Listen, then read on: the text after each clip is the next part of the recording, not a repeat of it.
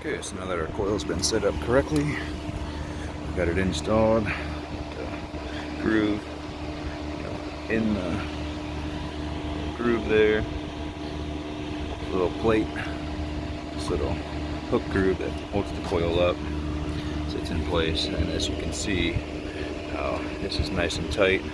As the condensation runs through, it drips into that little trough right there. It'll run down that trough into this tube, down into the pan. A lot of people set this up like that. However, it's a lot more effective if you just do that. So set that up there. That way all the condensation can run down into that trough, down that tube.